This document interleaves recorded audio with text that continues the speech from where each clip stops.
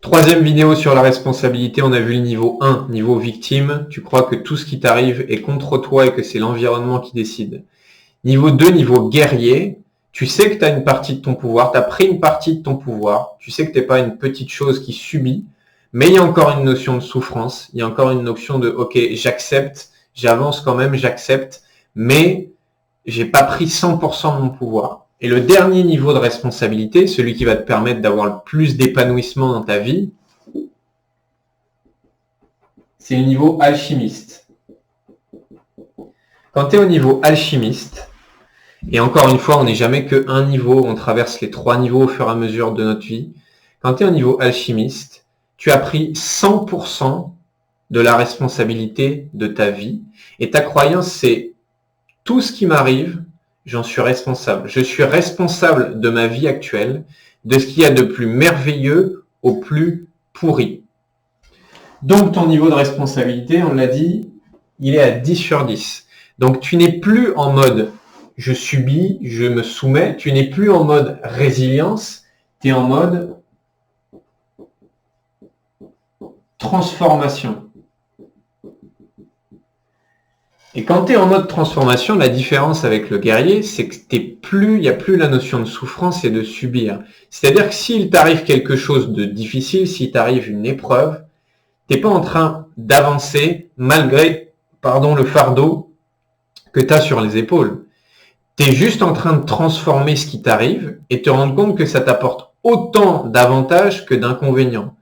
Tu es juste en train de te rendre compte que, le confinement, si tu es en mode victime, c'est « oh, le confinement, c'est horrible, je peux pas sortir dehors, je peux pas voir mes amis, je peux rien faire, je suis victime du confinement.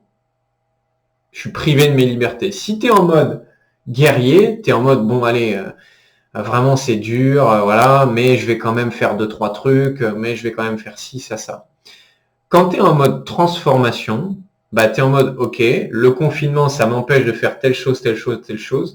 Et grâce au confinement, je vais aussi pouvoir lire tel livre que d'habitude, j'ai pas le temps de lire. Je vais pouvoir passer plus de moments avec ma famille et d'habitude, quand je travaille, j'ai pas le moment de passer du temps avec ma famille.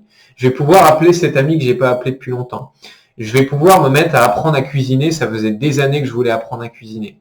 Et tu vas transformer quelque chose qui au début te paraissait comme une épreuve, comme difficile, en quelque chose de positif. Ça ne veut pas dire que tu nies le négatif et que tu penses que c'est que fabuleux, que rose, que magnifique. Ça veut juste dire que tu n'es pas en train de subir, tu as pris la totale responsabilité de ta vie. Ok, il m'arrive un truc, je n'ai pas de pouvoir sur ce qui m'arrive. Par contre, j'ai 100% de pouvoir sur la manière dont je réagis à ce qui m'arrive. On n'a pas de pouvoir sur ce qui nous arrive. Quand il pleut dehors, tu n'as pas de pouvoir sur le fait qu'il pleut. Et même si tu veux penser, et même si tu veux qu'il pleuve plus, il pleut. Par contre, tu as 100% de pouvoir sur comment tu réagis à ça. Est-ce que tu es en mode victime, à te dire « oh là là, il pleut, c'est horrible » et à faire la liste de tout ce que tu peux pas faire? Est-ce que tu es en mode guerrier? Bon, il pleut, ça me fait chier, mais quand même, je vais peut-être pouvoir. Ou est-ce que tu es en mode alchimiste et te dire « ok, il pleut, j'accepte.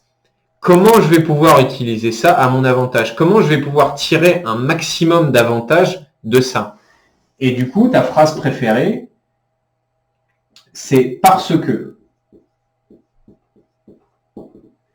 Donc, tu n'es plus en mode malgré qu'il soit passé ça, j'ai réussi à ça. Tu es parce qu'il y a eu ça, j'ai réussi à faire ça.